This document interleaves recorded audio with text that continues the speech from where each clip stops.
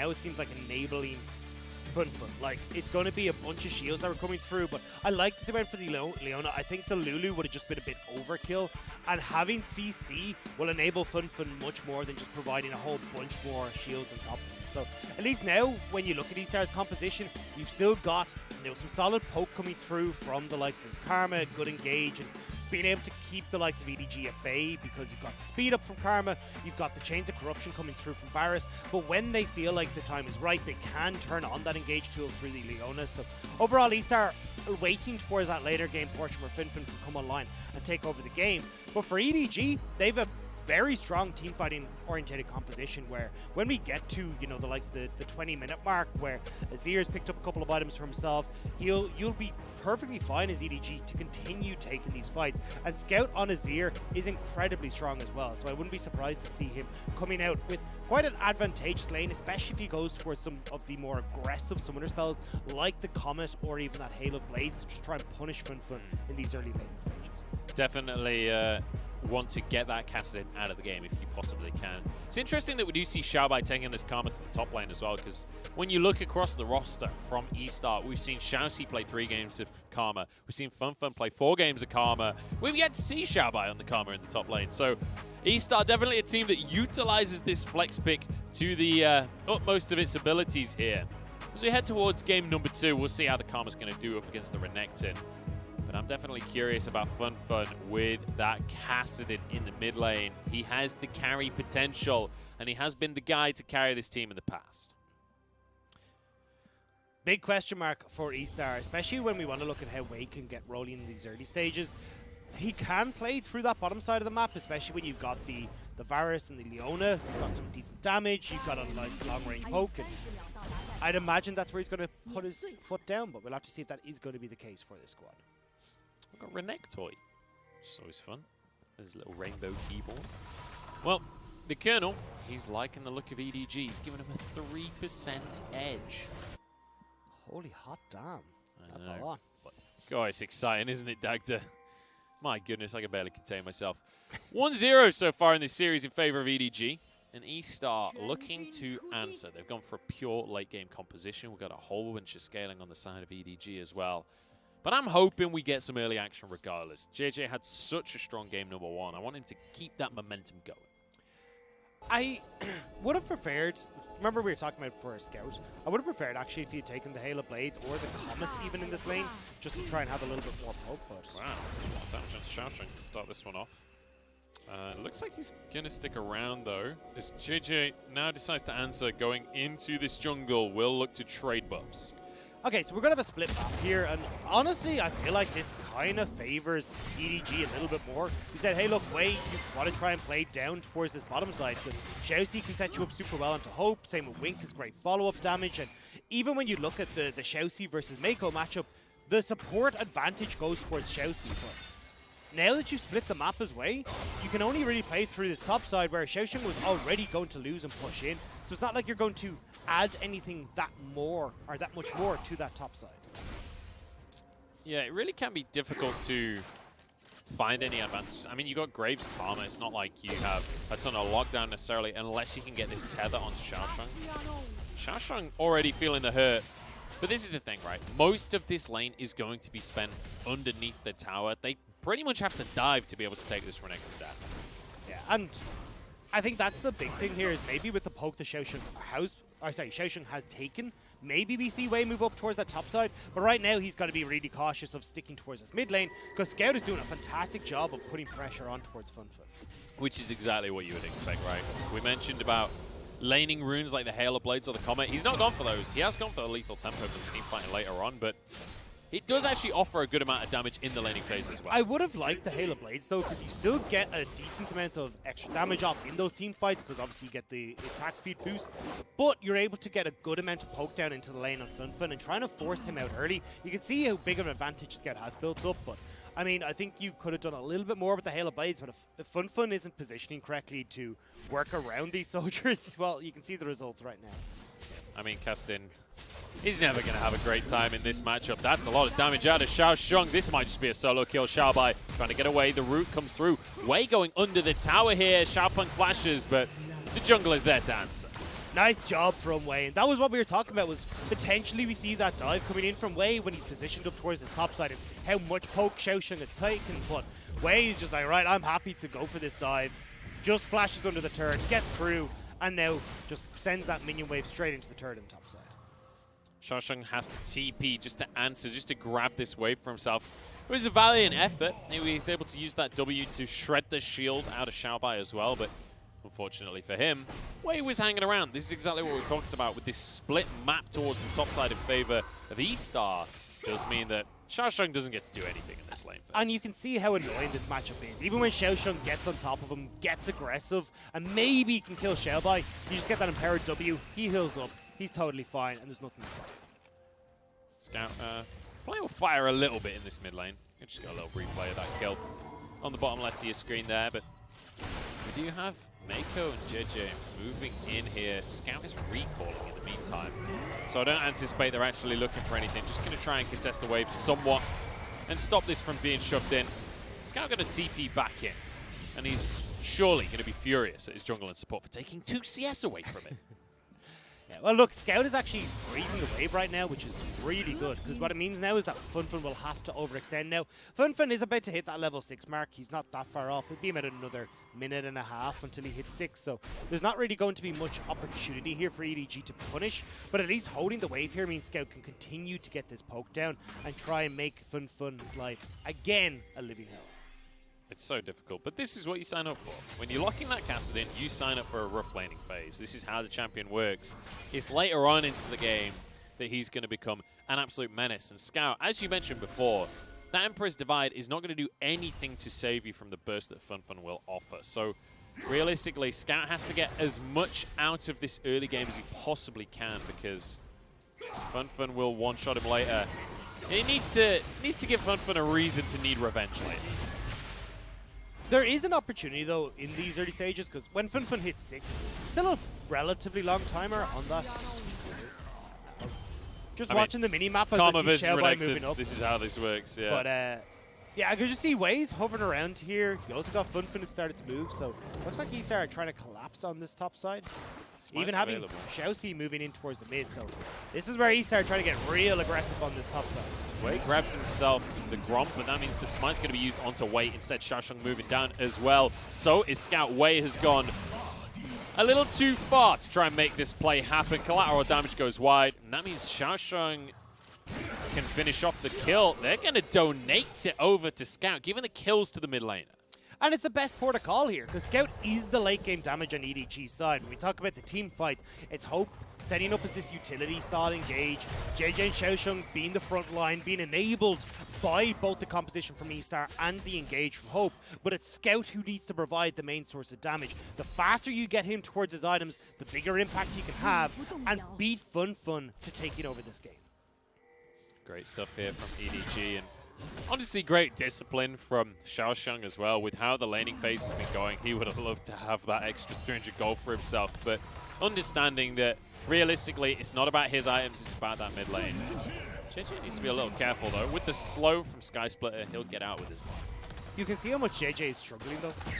Level 6 already hit from Wei, you're still level 4 from Jiejie, and Wei was able to steal away the Gromp. Now he's moving in towards his top side as well to steal away even more camps. So Jiejie is not benefiting at all from this map split. Even though, in the grand scheme of things, Volibear does relatively well against Graves. You can clear at a super strong pace because of the Sky Splitter and your passive, but it's just Wei has been able to utilize the advantages from Xiaobai and also been able to move in towards his bottom side and take some of his camps before Jiejie can get over to the far side.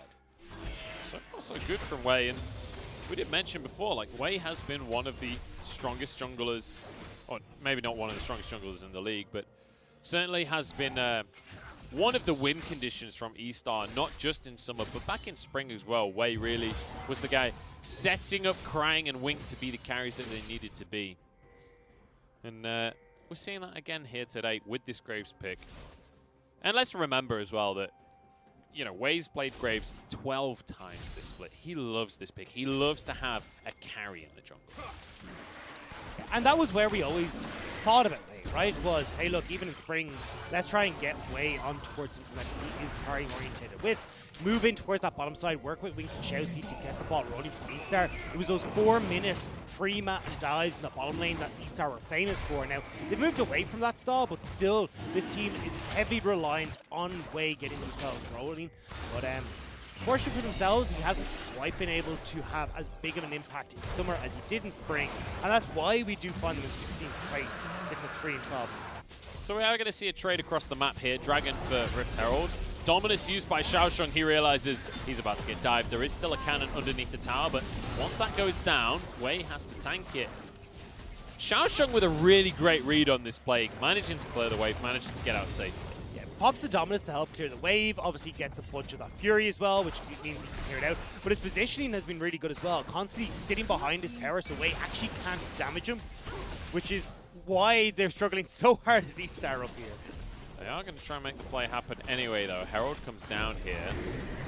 And I think maybe Xiaoxiang should have backed away from this one. Although that's a lot of tower shots that these guys have taken at this point. Xiaobai going to be the one to try and make the play happen, but he's stunned underneath the tower, takes another shot. Wei goes back under. Will get out with his life here, and he'll be the one to finish off these plays. Unfortunately, Xiaoxiang couldn't quite get in behind cover, and it means that Wei will be able to get the kill, but good turnaround from the Croc to actually get a kill. And with all that time on the top, EDG will make plays in the box. Now the answer, if this goes well, this is beautiful for EDG. Wink the target, Empress Divide into the wall. ShiauC will be the next one to fall, but Jiejie actually staying way too long. 2 for 1 so far, and EDG back off. Fenfen isn't the one that benefits from the kill, though. It's xiaoC who managed to pick up the kill in that engage. So overall, I'd be pretty happy with that as EDG, as they can now shove in this wave, back away, and spend their gold. Importantly, though, those 4 plates that went the way of eStar on the top side of the map mean that that gold lead is very much firmly in their favor. That is the case, but the big thing is the benefactors of that. Obviously, a lot of that went away, which is going to be really, really strong for them. Xiaobai isn't going to be a massive impact with some of the gold that he's gotten, so we'll have to keep our eyes on Wei to see if he can carry heavily in this mid to the early stages of the late game, and then we can have Fenfen take over when he hits that level 6 mark. But we're still looking, especially with the pressure that Fenfen has had, not being able to pick up any of these early kills, only getting that assist. Hang on. Doesn't have ult available, so Scout's just getting a lot of damage down, and it is a lot of damage. Fenfen forced away here. xiaoC's waiting off in the wings. Doesn't have Hex Flash. Doesn't have normal flash either, for that matter, but he's got a Zenith Blade. Gets over the wall here to start the fight. Scout gets out with his life, and Meiko's now arriving, who's going to go in. The rest of his team is not that nearby, but Aftershock keeps him safe for a moment. Stopwatch going to be used. Fenfen baited in, flashes out with his life. So does Meiko as xiaoC goes back into the play. It's Wei, the target now. Jiejie goes down. Meiko's jump back into the play, but somehow survives. And Scout is cleaning everybody up. I was messy. It was not the way I expected that fight to go, but Scout does manage to pick up a double kill, and Fenfen, you can't hold on to this turret either. You're way too low for this. Oh, is he though? Flash, or not flashes in. Void walks in. Rift Walk, that's the one. 4 kills though on Scout right now. 4-0-1. And that's what I wanted to highlight, was Fenfen is still getting to these late game stages. It's going to be 28 to 30 minutes before we really see Fenfen having that big impact. But when we look at Scout, Scout has got the level advantage. He's got 4 kills. He's got that 20 CS lead for himself as well. Scout is massive, and he's already got that Nashor's Tooth complete. So don't be surprised when you see Scout in these later game fights absolutely taking over, because you already see the damage he's churning out in this fight. It's only going to ramp up from there.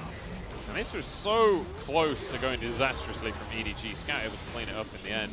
Meiko barely got out of that one with his life. Yeah, Hope now in trouble. Cleanses out of the play, and now they're trying to get onto Wei themselves as they slow down xiaoC. Scout's TP'd in, as is Xiaobai, as is Xiaoxiang. Everybody's arriving on the play. Empress Divide to keep Wei in the action as xiaoC will go down elsewhere in the play. 2 kills for EDG. And eStar just can't keep up. EDG are collapsing everywhere. They want to get more of these plates, but a minute left. Meiko, you're on the wrong side. Yeah, though. there are no minions here. Meiko doesn't have flash. He might just drop. A misread on the play from EDG. And that's really going to ruin the tempo that they just built up. It's not the end of the world, though. EDG will still be able to back. You got 50 seconds until that dragon, and that just gives them enough time for them to get back out on the map, try and get control of this river once again, and then pick up that second dragon for themselves. But like, this is a lot of gold that has just been invested in towards the side of EDG. So hope not quite towards the Blade of the Rune King. We said the Nash's tooth completed for a scout. He's got his Sork boots on top of that as well, and we're still waiting on Xiaoxiang to complete that black. Scout is massive right now. 5-0-1. He's got himself the Nash's Tooth you mentioned before. Now he's got a Fiendish Codex, as well as finishing those boots off. And never underestimate quite how big of a boost in damage those boots are for mages in the mid lane. He is going to be monstrous in these next few fights. And we've got a Drake spawning now that EDG are happy to start off. There's a Rift Herald spawning in under a minute as well. Oh my goodness. Already Wei just getting bullied out. And bear in mind, Wei's the guy that's fed on the side of eStar. He can't go near Scout. And don't forget, Scout also took the later game rune as well in that lethal tempo. We were saying, hey, you know, if you're looking at the lane, it's the Hail of Blades, it's going to be that comet. But it has been Scout going straight towards these late game fights. So he's completely set up to take over when we get to those fights. And look at this as well. EDG, they're like, look, we're going to play towards Herald next anyway. Let's lane swap. Get Scout in this lane on the top side, as he's absolutely insane right now. Maybe can 2v1, but he's going to need to, because Wei's moved in. Emperor's Divide pushes him under the tower, but it's Wei tanking. They both get away with their life for now. EDG fighting on the bottom side of the map. ShiauC going in onto Meiko. It's 1-for-1 as Wink and Hope just praying for crits right now. Neither of them have any crit, though, and it means Wink wins the fight. And Wink is able to take him down with that arrow as well, because Hope, unable to dodge away from the Q, means that he will fall. So eStar getting a couple kills back. Fenfen, the benefactor of that top lane turret as well. So eStar, can't count them out just yet. They've got a 3,000 gold lead. Yeah, and you know, I take it back. I said I liked that Scout had stopped to the top lane. In my head, it was like, all right, well, they could just have nicer lane matchups. But I didn't factor in the fact that Wei was immediately going to jump under the tower and just annihilate it. I honestly thought that we'd see Scout go aggressive quicker. I thought he'd try and shove Xiaobai underneath the turret, like, as this play is kicking off, but here we go. This is the play on the bottom side where ShiauC, so this is where we start to see the big difference between the Leona and the Nautilus, and why Leona is so favored. She is so much tankier than her opponent that even when she gets caught out first, even though it takes time for Wink to get across, able to buy enough time with the stopwatch, has the W, has the Aftershock, and you just can't get through Leona as quickly as you can get through Meiko, who only has, yes, the Aftershock, but the shield just doesn't compare to how many raw stats you get off of the Leona. And I love that Wink drops the emote at the end of that play as well. It's the little Caitlyn sipping a cup of tea.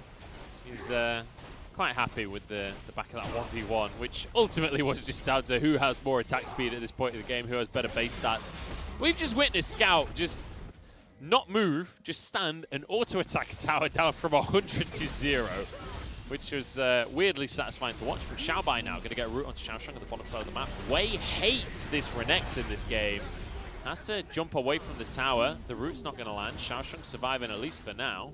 But they can go for round 2 in just a second here. Xiaoxiang trying to find a way out of the play, jumps in onto Wei. Instead, he was away into the play, brings one down, and now onto Xiaobai as well. No way can he turn this one around. Dodges away from the Q, but he's run out of health. Somehow surviving. Flash forward from Xiaobai to finish him off. But that was beautiful from Xiaoxiang. Well played, Xiaoxiang. And this is what I was saying. This is the EDG top laner that is really making a name for himself now in summer. And why I've placed him so highly in my list of top laners. Like, I currently have him at 6. I may need to move him up a little bit more. Mate, I'd say he's well worthy of 5th at this point. I don't know who's above him. I'm not even going to try and step into tier list. That is not my domain. But you know what? That was beautiful. And even with the Black Cleaver build as well that we regularly see here in the LPL.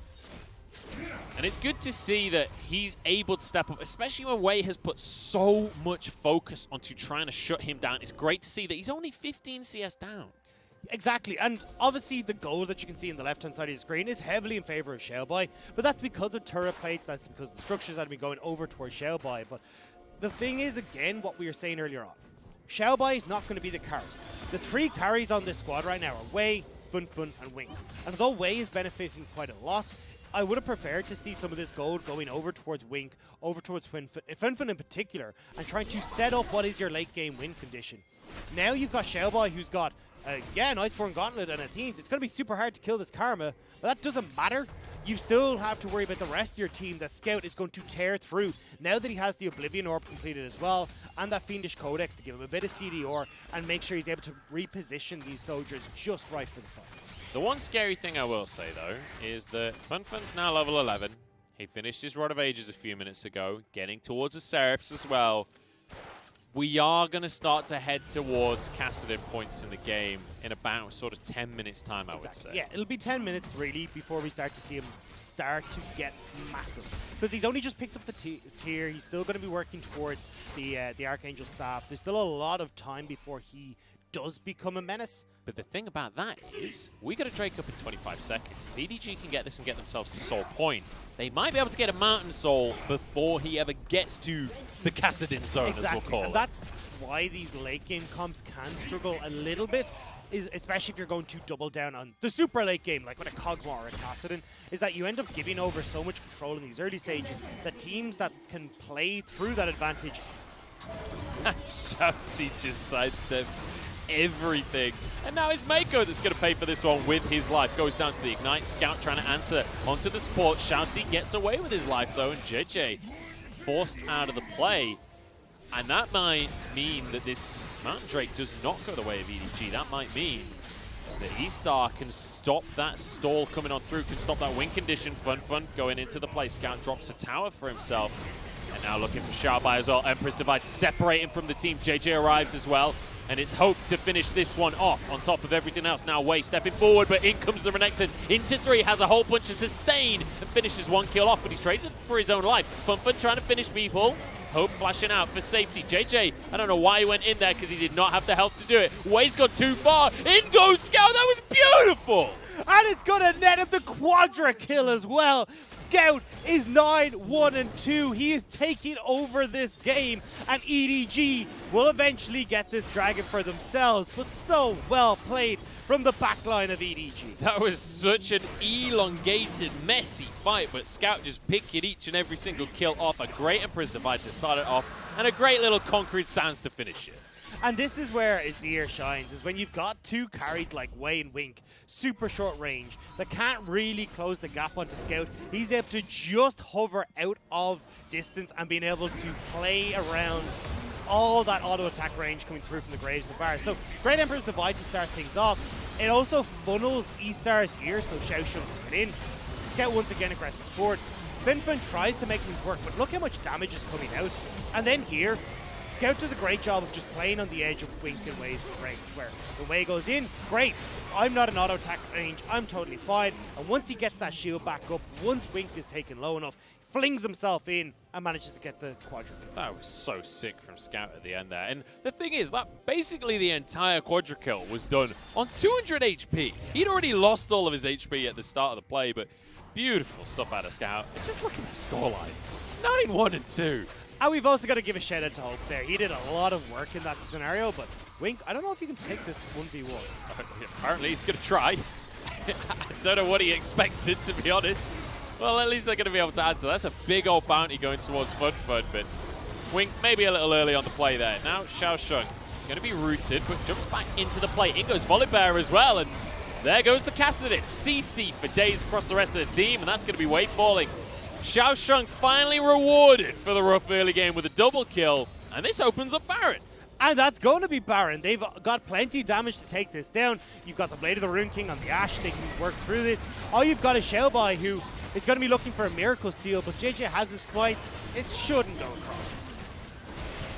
Yeah, I mean, surely there's no way Xiaobai steals this one. This would be the way to keep eStar in the game. Bear in mind, gold-wise, they are only 2,000 gold down, so this is very doable for eStar still, but with a TP coming out from Scout, that is going to guarantee the Baron. That is going to be taken down, and EDG, they want an extra pick on top of everything else. Xiaobai so damn low, slice and dice, another kill for Scout.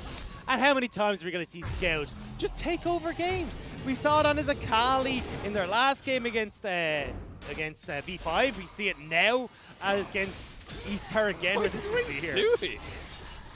Wink, you're not the tank. You're not the engage. I don't get it. I think Wink is overestimating greatly how good his health bar is. We saw it in game number 1. Starting to see the sneaky in game number 2 as well. Either way, though, great fight from EDG. Even scout down. Fenfen can't do anything. Xiaobai's out of the engagement. Wei's a non-factor at this stage. That was like the perfect example of, you know, those games where you've been so focused on your lane that you've never really hit tab. You've never really checked how the other laners are doing. You go for a 1v1 because you're kind of fed, and then you hit tab afterwards and you realize they've got 11 kills. Yeah. And you're like, oh, that's why I just got absolutely destroyed. Except on top of it, you're also a Varus with 2 items, so I don't know, like, it's not like you're super strong anyway, so I don't know. I'm just trying to give him the benefit of the doubt here, Degda. I do want to... Oh, actually, going to hang on to a point here. Way some trouble here. A lot of damage coming on through. Oh. It ended as quickly as it started. And that's what I wanted to point out was Wei's build. I understand where he's coming from with the lethality build. We say, hey, look, he needs to be the mid-game bridge to get towards where Fenfen's strong, where Wink is able to be this on-hit Varus. But honestly, with how fed he was, I wanted to see him go for a Black Cleaver, get tanky, even if he wants to add an IE into that build. But now he's just super squishy, gets caught out, and ends up giving advantages to EDG. In the meantime, eStar just committed 4 people to try and shut down Xiaoxiang on the bottom side of the map, and EDG with Baron both were like, okay, sure, we'll have a mid-inhib, no worries. Now they go back to this bottom lane. Xiaoxiang survived with his flash, they get a tier 2 on top of it. And EDG are just going to keep shoving. Scout is going to be very, very strong under this turn. Already setting up his minions to see if anyone comes close enough, he can send those soldiers in to poke them down. Look, this is a clinic from EDG. And in game number 2, they're looking to keep this sweep going that they've been on for the last 3 series. So, we've got 30 seconds until this Mountain Drake we were talking about a minute ago, Dagda, or more than a minute ago. And Fenfen. He's got 10 stacks on his Rod of Ages, but he ain't level 16, and he definitely ain't finished stacking that Seraphs, which means he is not at Omega Kassadin mode just yet. However, if Jiejie jumps in by himself and commits suicide before the Dragon, maybe eStar can win it. Solar Flare across the team. Good little Q in from Wink as well. EDG pretty low before this fight ever begins. But I think they might just have the gold lead to pull it off anyway. They do need a front line, though. And with Xiaoxiang, Jiejie below half health, Meiko can't really provide that as a Nautilus either. So if eStar tried to engage, maybe it could work. Time for a 50-50. It goes the way of eStar, but ShiauC sacrifices his life for the Drake. Now into the team fight as Fenfen trying to tank up. I don't know why he's gone that deep, and there's an Emperor's Divide as well. Scout, in case he needed any more highlight reels, grabs himself another triple. There we go, EDG find the kills, they find the, well, they don't find the Dragon, but looks like they'll be able to crack open this base. Minions are streaming in. You got 20 seconds that time. They're okay without the Dragon because they could just end the game. And I would say a win is probably slightly better than a I don't know, battle, I personally prefer the Dragon. Like, who needs to end games? Look, all I'm saying is EDG, they realize it is time for some pizza, it is time for some beer, and it is time for some Simpsons here. ShiauC, there's nothing he can do about this one. Game number 2, going the way of EDG, and a dominant series for the veterans of the LPL. Incredibly well played.